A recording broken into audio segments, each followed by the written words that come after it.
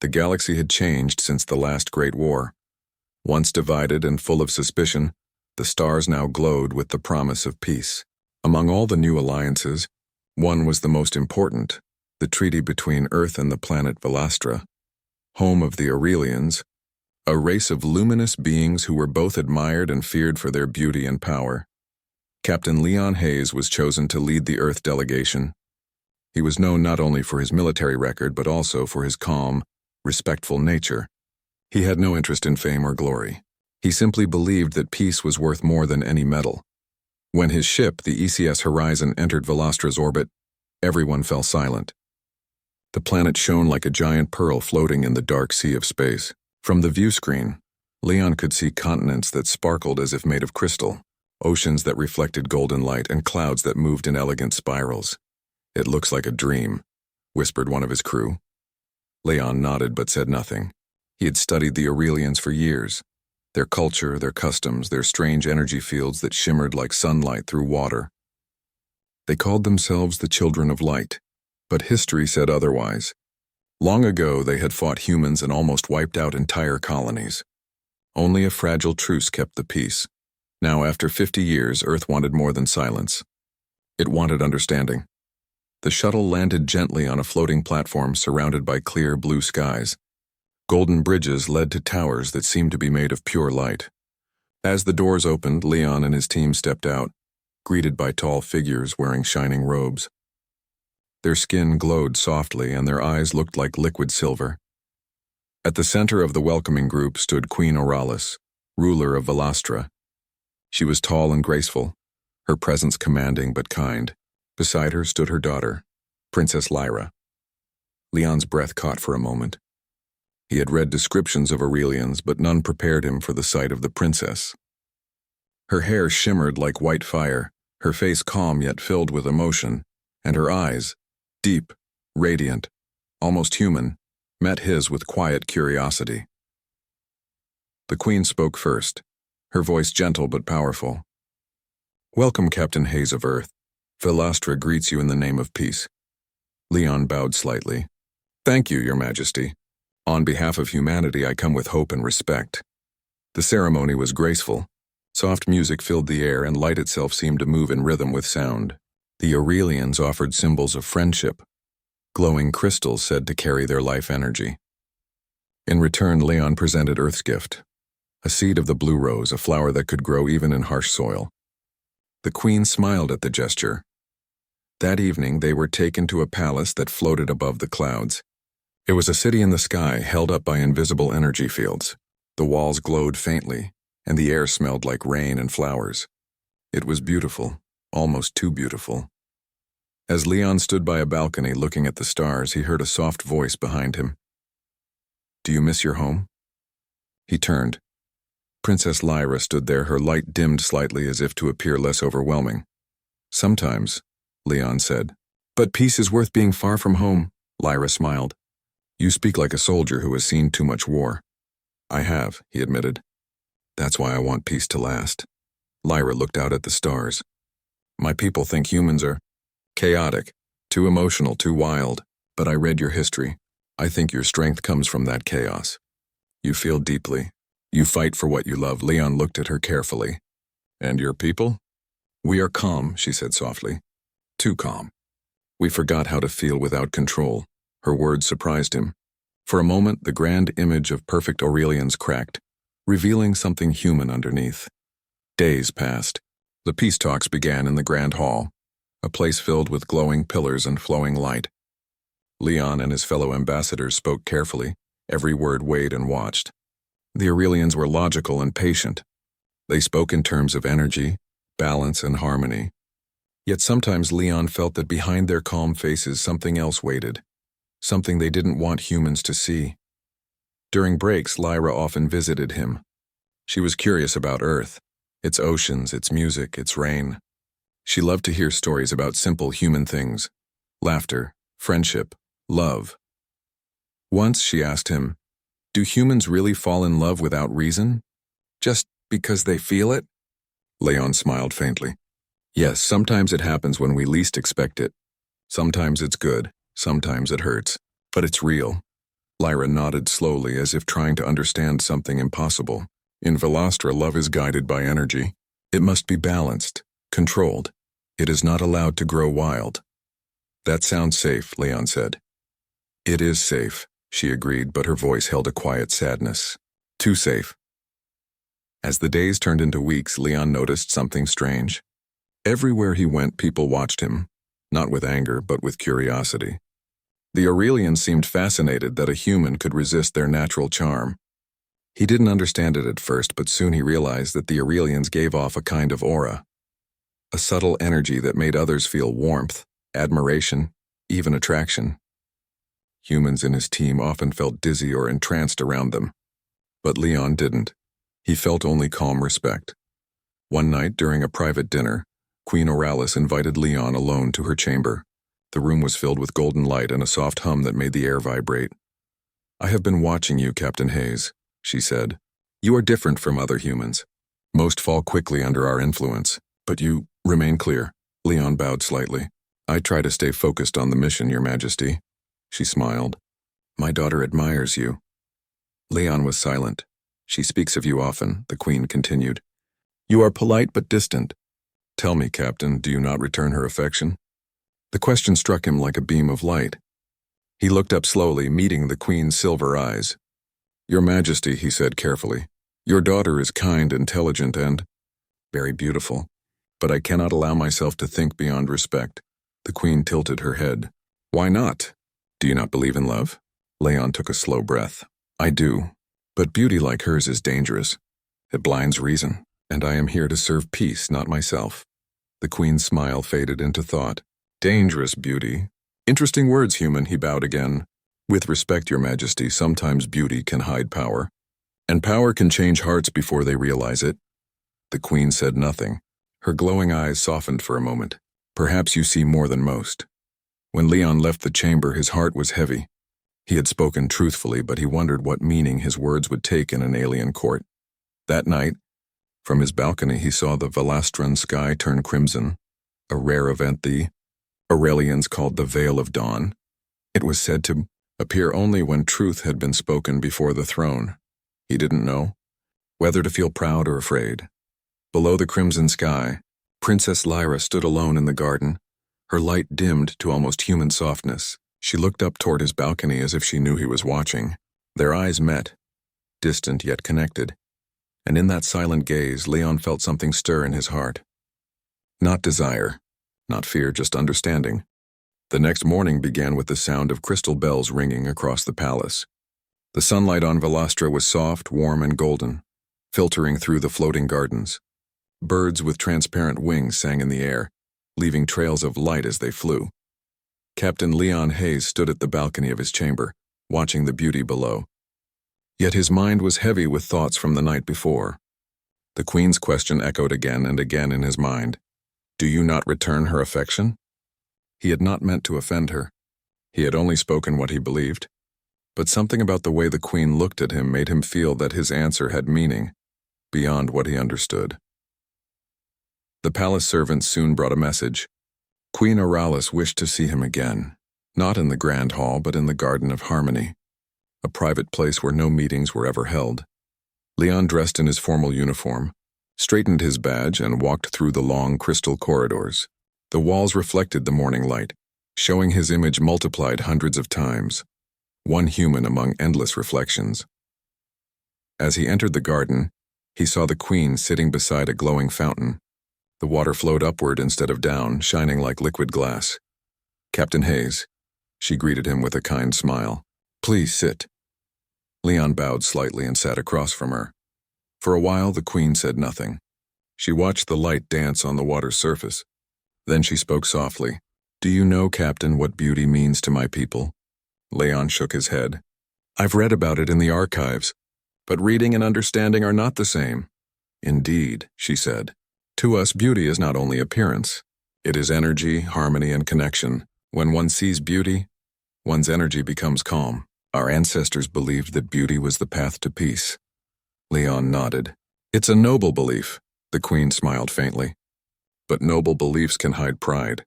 Over time, my people began to think that beauty made us superior. We shaped our world, our children, even our minds to fit the idea of perfection. We lost something important, something your people still have. Leon looked up. And what is that, Your Majesty? Chaos, she said simply. Emotion. The power to love without reason. Her words surprised him. You think that's a good thing? She turned her shining eyes toward him. It can be both a gift and a danger. But it makes you human. And that, Captain Hayes, is what my daughter sees in you. Leon felt his heart beat faster. He lowered his gaze, unsure how to answer. Queen Aurelis continued, her voice calm and warm. She has admired you since the first day you came here. You speak honestly without trying to impress. You are not affected by our aura. That makes you unique to her. Leon remained silent for a long time. Then he said quietly, I respect your daughter deeply, Your Majesty. She has a kind heart and a strong spirit, but I cannot return her affection. The Queen's tone softened. Because she is Aurelian? Leon shook his head. Because she is too beautiful. The Queen's expression turned curious. You said those words last night. What do they mean, Captain? He hesitated, then answered slowly. Sometimes beauty hides power. People forget to see what lies beyond it. It can blind us, make us lose balance. Your daughter's beauty is not only seen, it is felt. It draws the heart, and I fear losing myself in it. I came here to serve peace, not to follow feelings that could destroy it. For a moment, the Queen said nothing. Then she smiled, not in amusement, but in quiet respect. You fear beauty, yet you respect it. That is a rare thing, human. She stood, her long robes glowing softly. Come with me. There is something you must see. They walked through the garden, past crystal trees and floating flowers that glowed with gentle light. At the far end stood a great mirror, tall as a wall, shining with shifting colors. This, said the Queen, is the mirror of truth. It shows what lies beneath one's light, the part that is hidden even from oneself. Leon looked into it. At first he saw only his reflection, but slowly the image changed. He saw his younger self, a soldier in the war standing among ruins. He saw fear, pain, loss. Then behind those memories he saw something else, hope. The unbroken will to protect others even when everything burned around him. He stepped back, shaken. The Queen watched him closely. You see, Captain Hayes, beauty is not only light. It is also the courage to face the dark within. Leon bowed slightly. You honor me with this wisdom, Your Majesty. The Queen smiled gently. You remind me of the first humans who came here long ago, full of questions, full of heart. Perhaps that is why I asked you here today. Not to speak of treaties, but of understanding. As they left the garden, Lyra was waiting near the entrance. She bowed respectfully to her mother, then smiled softly at Leon. Captain Hayes, she greeted. I was hoping to see you. The Queen nodded. Then I shall leave you both to speak. My duties call me elsewhere. When the Queen left, silence fell between them. Lyra looked different today, her light softer, her eyes thoughtful. You spoke with my mother, she said quietly. Yes, Leon replied. She told me you admire humans. Lyra looked away, a faint blush glowing under her skin. I admire you. Leon hesitated. Princess, she stopped him gently. You do not have to say anything. I already know your answer. He looked at her with surprise. Then why say it? She smiled sadly. Because I needed to. My people do not understand love as you do. We feel connection through light, not emotion. But since meeting you, I have felt something new, something my people do not name. Leon stepped closer, his tone soft but firm.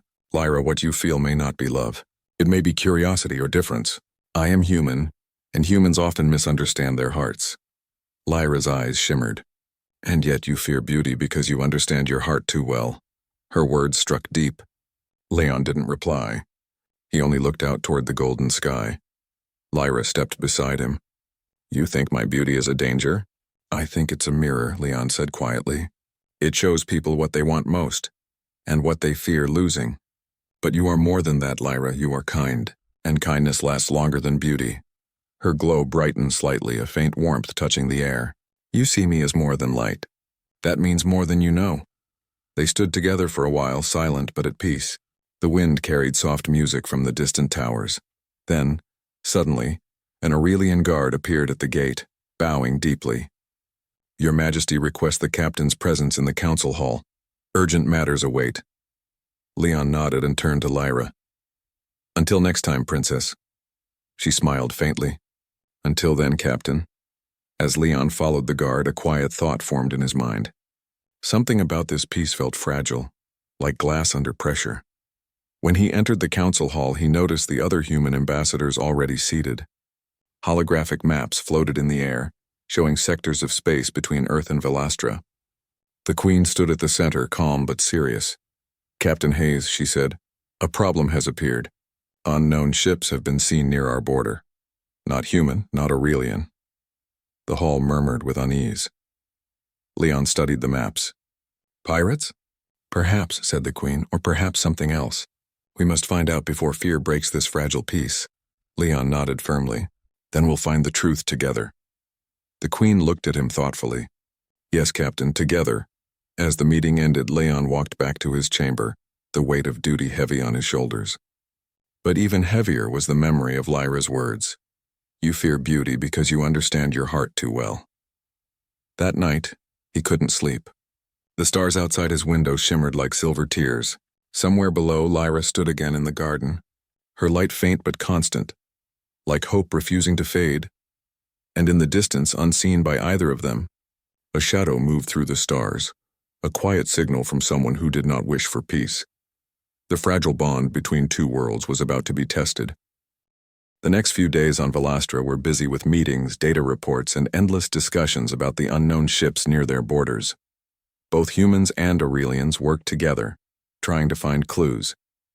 Yet, beneath the polite exchanges and glowing smiles, Captain Leon Hayes felt that something was wrong.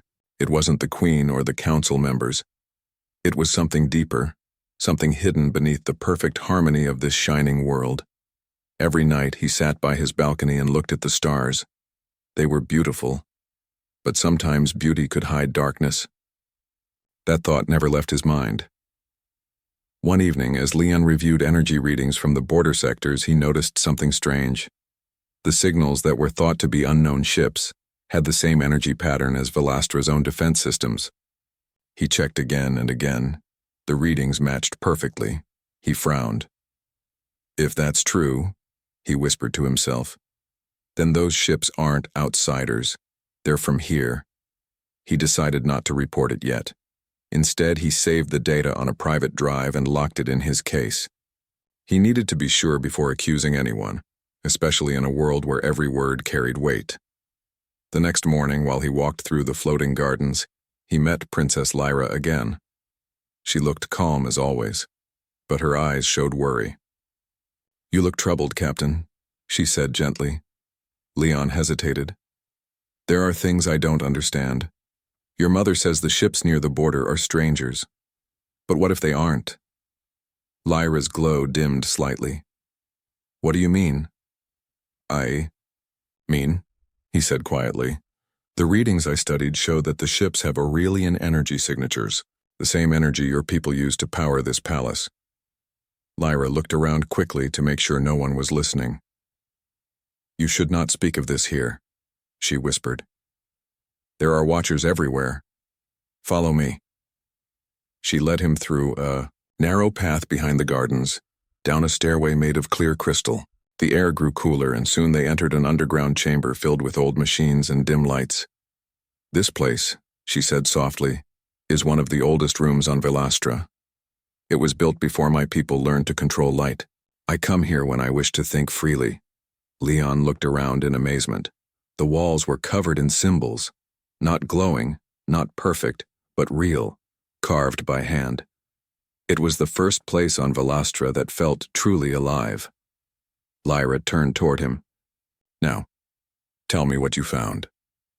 Leon showed her the data from his tablet. "These are the energy patterns from the border. They match your planet's own systems. Either someone is lying, or there's something you don't know." Lyra studied the screen, her eyes narrowing. "I feared this," she whispered. Leon's eyebrows rose. "You knew something?" She nodded slowly. "Not exactly, but I've felt something strange for many cycles. My mother says our peace mission is honest, yet some of her advisors, the High Council, speak of a new harmony between our species. They say humans are too emotional to lead themselves, that our light must guide them. Leon's heart sank. Guide them? Or control them? Lyra's face grew pale. I wanted to believe it was just talk. But if what you say is true, then maybe this treaty is not about peace at all. Silence filled the chamber.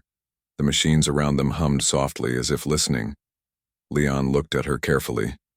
Do you trust your mother? Lyra closed her eyes for a moment. I love her, but she is not the same as she once was. Since my father's death, she believes only light can protect us. She fears chaos, and to her humanity is chaos itself. Leon sighed. Then she might be using this treaty as a test, to see if humans can resist your power. Lyra looked up sharply. What do you mean? He met her gaze. Your people's beauty. It isn't only physical, is it? It's energy. It affects emotions. I've seen my team members grow strange after talking to Aurelians. Peaceful. Almost too peaceful. Like their emotions were being softened. Lyra looked guilty. Yes, our energy can influence emotion, but only slightly. It is meant to calm, not to control. Leon's voice was firm. What if someone made it stronger? She shook her head. That would be forbidden. Forbidden, Leon said softly, but not impossible. Lyra's hands trembled. If this is true, then our people may be preparing something dangerous. He stepped closer. Then we have to stop it, together. For a long moment she said nothing. Then she nodded. I will help you, but if we are discovered, the punishment will be severe, even for me. Leon smiled faintly. I've been in worse situations. That night they began to search the palace records in secret. Lyra used her royal access to enter the data vault, a room filled with floating light crystals that contained every record of Velastran activity. As they searched, Leon found encrypted files marked with the name Project Radiance. Lyra's hands shook as she opened them. The data revealed everything. Velastra's scientists had been studying human psychology and biology for decades. Their goal was to create a harmonic wave, a field of energy that could gently influence human emotions across large distances. It would make people calm, obedient, peaceful, unable to resist Aurelian control. Lyra covered her mouth in shock. They want to use beauty as power. Leon's eyes darkened. So this was never about peace. It's about control. She nodded slowly, tears glimmering in her glowing eyes. My mother wanted unity, but not through choice. She believes this is the only way to avoid future wars. Leon closed the file. She's wrong. Peace built on control isn't peace. It's silence. Lyra looked at him, her voice trembling. Then what will you do? I'll tell Earth. They must know the truth. Lyra shook her head quickly. No, if you send that message, the Queen will know instantly. Our systems monitor all transmissions. You'll be arrested before you finish speaking. Then how can we stop this? Leon asked. Lyra looked down. There is one way. The core of light. It powers our world and our aura fields. If we disable it, the harmonic wave will never activate. But the core is inside the throne chamber, guarded by hundreds. Leon thought for a moment, then said, If I can distract the guards, could you shut it down? Lyra hesitated. Yes, but the Queen will sense it immediately. She and I share a bond through the core. Then we'll have to be fast, Leon said. And careful. Lyra nodded. Tomorrow night. When the moons align, the guards will be few. Meet me in the lower corridors. Before leaving, Leon looked at her. Lyra, thank you. She smiled sadly. Don't thank me yet, Captain. We are only walking into danger. That night, Leon couldn't sleep. He sat by his window again, staring at the glowing city. Everything looked peaceful. Too peaceful. He wondered if all this beauty was just a curtain hiding something dark. He thought about Lyra. She was trapped between two worlds, her mother's vision and her own heart. He respected her more than ever. But he also knew that if they failed, both of them would be destroyed. The next day passed slowly. The Queen seemed calm, as if nothing was wrong. But when Leon met her eyes during the council meeting, he thought he saw something. A spark of suspicion, a knowing look. Had she already discovered their secret? As night fell, Leon moved quietly through the corridors, staying in the shadows. He met Lyra near the lower gates. She wore a dark cloak to hide her glow. "Are you ready?" she whispered. "Ready," he said. Together, they walked down toward the heart of the palace, where the light was brightest, and the truth waited in silence. But as they turned a corner, a beam of white light flashed across the hall. Guards appeared, surrounding them. Lyra's face went pale. "No. She knows." A voice echoed through the corridor, calm, royal, and cold. "Did you think you could hide from me, my daughter?" said Queen Auralis, stepping out of the shadows. Her eyes glowed brighter than ever before. And Leon finally understood that the test of peace had just become a battle for freedom. The corridor blazed with light. Dozens of Aurelian guards stood in perfect formation, their glowing armor bright as fire. In front of them stood Queen Auralis, her silver eyes calm but filled with quiet disappointment. Captain Leon Hayes and Princess Lyra froze where they stood. Their plan was over before it had even begun. "Mother," Lyra said, stepping forward. "Please listen to me," but the Queen raised her hand. "Silence, my child. I have listened to your words for too long. And now I see where they have led you, to betrayal." Lyra's glow dimmed. "It isn't betrayal to tell the truth." The Queen's voice echoed through the chamber, strong and commanding. "You have brought a human into our sacred halls, broken the ancient seals, and tried to touch the core of light. That is not truth, Lyra. That is rebellion." Leon took a step forward, his hands raised. "Your Majesty, please. This isn't what it looks like. We're not here to harm anyone." The Queen turned her gaze to him. Her eyes shone like twin stars, so bright that for a moment Leon had to look away. "You," she said softly. "You who resist our aura, who speak of love and fear as if they are sacred. You have filled my daughter's mind with doubt." Leon stood tall. "I didn't fill her mind with anything. She already had questions. I only gave her the courage to speak them." A tense silence filled the air. The guards looked uneasy, but no one dared move. Finally, the Queen spoke again. "Do you know what you've done, human? You have placed doubt inside light. You have made purity question itself." Leon met her gaze calmly. "No, Your Majesty. I've helped it see that even light can cast shadows." A faint tremor went through the floor, the core reacting to their emotions. The Queen's eyes narrowed. "Enough," she motioned to the guards. "Take him to the lower cells. My daughter will be confined to her chambers until I decide her fate." "Mother, please," Lyra cried. "He did nothing wrong. It was my idea." But the Queen's decision was final. The guards approached. Leon didn't resist. He knew that fighting would only make things worse. As they dragged him away, he looked back at Lyra. Her glowing eyes were filled with tears, and she mouthed two words silently. "Don't lose hope." The cell was cold and dark.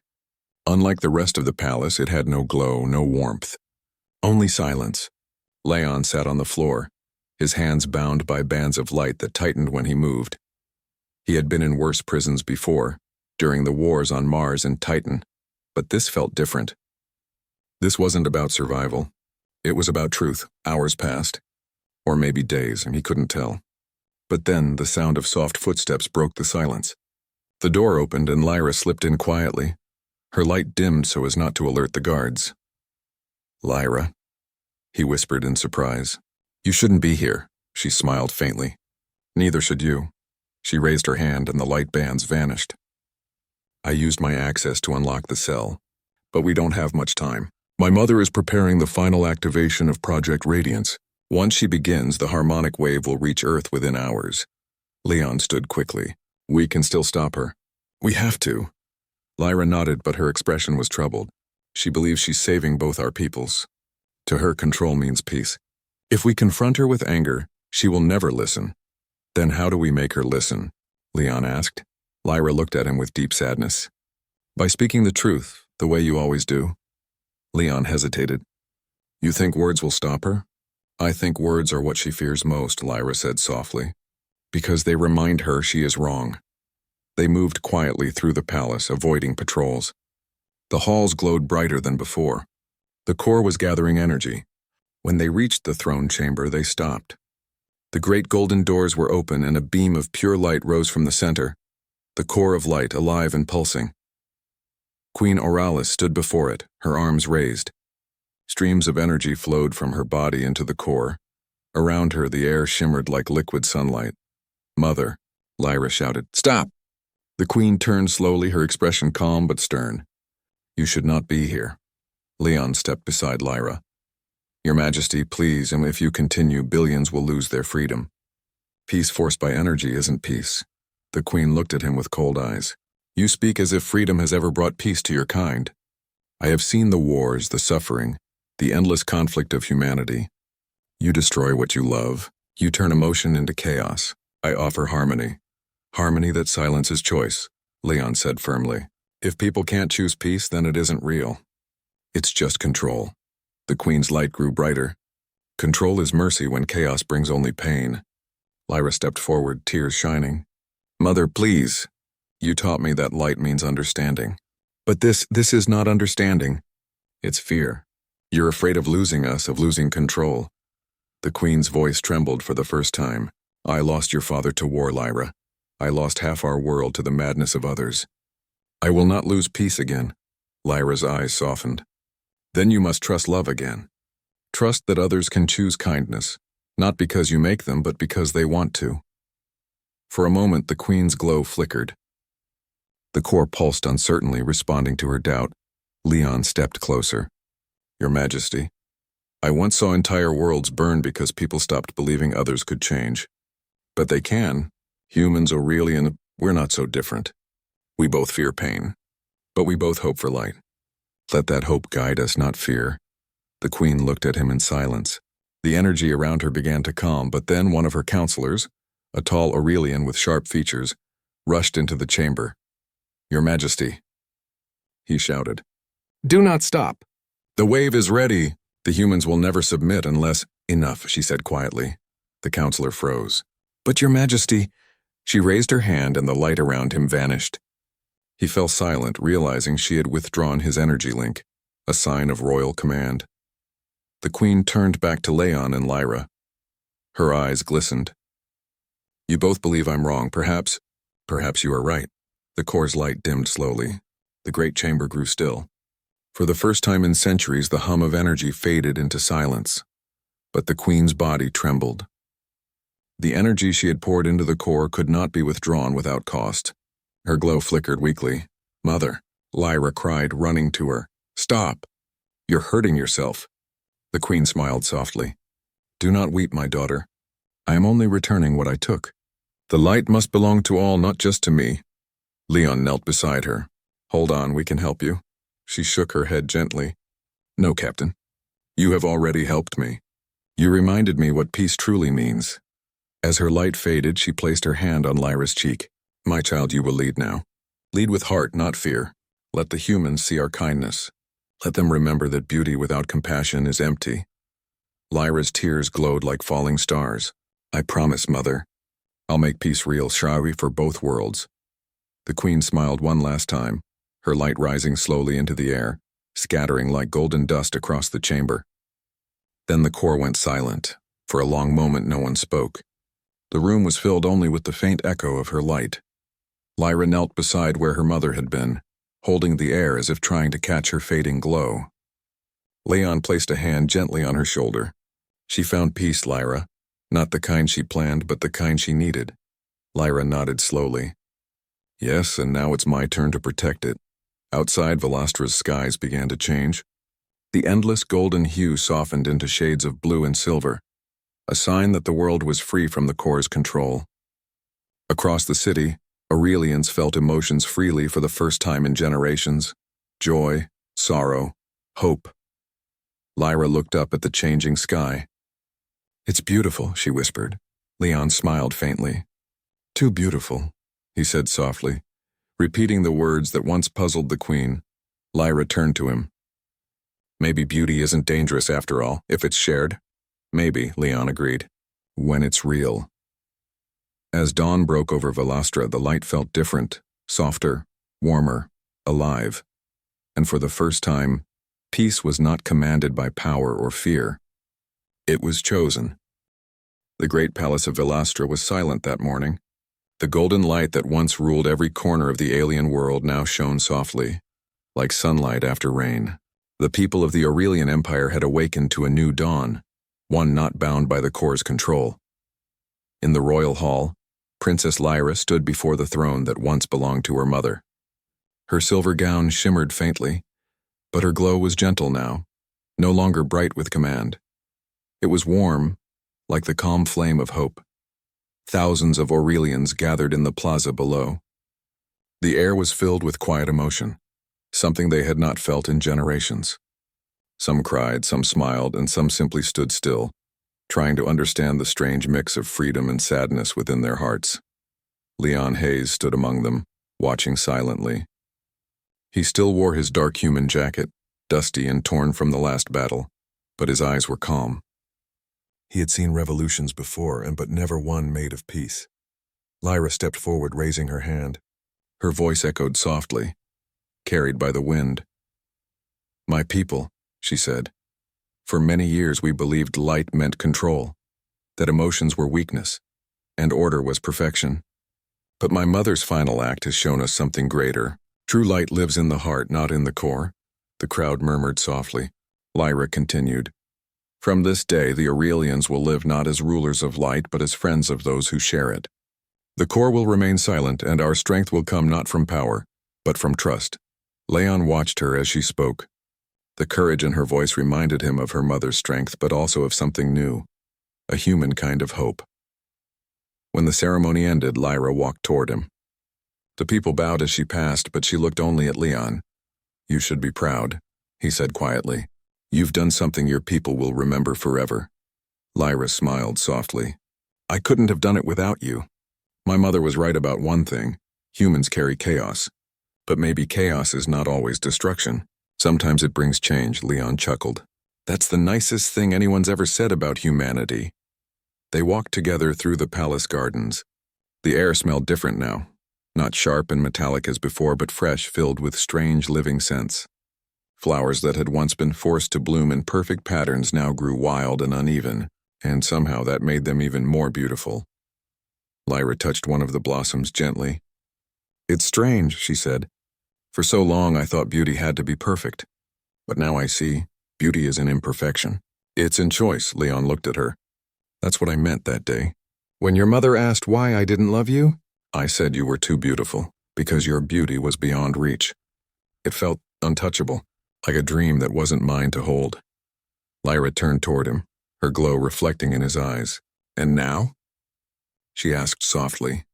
"Now," Leon said with a faint smile, "you look real. Human in a way, not because you've lost your light, but because you've learned to share it." For a long moment they stood in silence. There was no need for words. Then a soft hum echoed from above. A shuttle ship descended from the sky, the Terran envoy, sent from Earth after weeks of silence. The humans had finally received Leon's last transmission and were arriving to learn what had happened. Lyra's glow dimmed slightly. "You're leaving," she said. Leon sighed. "It's time. Earth needs to know the truth, that the Aurelians aren't our enemies anymore, that your mother gave her life to save both our worlds." Lyra nodded slowly. "And when you tell them, will they believe you?" Leon looked up at the stars. "Maybe not at first. Humans don't trust easily, but they will in time. They always do." He turned to her. "Come with me. See Earth for yourself. Let them see what peace looks like." Lyra's eyes glowed softly, uncertain. "I wish I could, but my people still need me. They are learning how to live with emotion again. Some fear it, some embrace it. I must guide them." Leon nodded in understanding. "Then this isn't goodbye, just until next time." Lyra smiled sadly. "Until next time, Captain." As he walked toward the shuttle, the wind carried her words like a whisper. "Do not let your world forget what light means." He paused at the ramp and looked back one last time. Lyra stood at the edge of the platform, her hair flowing like silver fire, her glow soft and steady. She raised her hand, not as a queen to a soldier, but as a friend to a friend. The engines roared and the ship rose into the sky. Leon watched until Velastra became a small glowing sphere below. Weeks later, back on Earth, Leon stood before a crowded hall in the United Human Council. Generals, diplomats, and scientists filled the room waiting for his report. He began to speak. The Aurelians are not what we thought. They are not conquerors or invaders. They are beings who once lost their hearts to their own power, and have now found them again, the council murmured. One of the diplomats asked, "And their queen? The one who died?" Leon paused. "She gave her life for peace.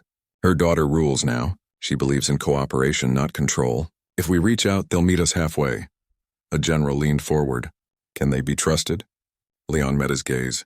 "If we can trust ourselves, yes." There was silence for a moment. Then slowly the council members began to nod. After the meeting, Leon stepped outside. The night sky stretched across the horizon, filled with stars. Somewhere among them he knew Velastra shone, the world of light. He pulled a small communicator from his pocket. It was a gift from Lyra, a crystal that could transmit light-based messages across galaxies. He activated it. A soft glow appeared in his hand, forming her image. "Lyra," he said quietly. "Earth knows the truth. They're listening now." The holographic image smiled faintly. "I knew they would. How are your people?" "Still stubborn," Leon said with a laugh. "Still human." Lyra laughed softly. "Then there is hope." They spoke for hours, their words carried by light through the dark. They talked of rebuilding, of teaching, of learning to understand each other. And then, as the stars faded into dawn, Leon said, "Lyra, do you ever think we'll see each other again?" Her glow flickered gently. "One day, when the stars between us no longer divide but connect." The light faded, leaving Leon alone with the sunrise.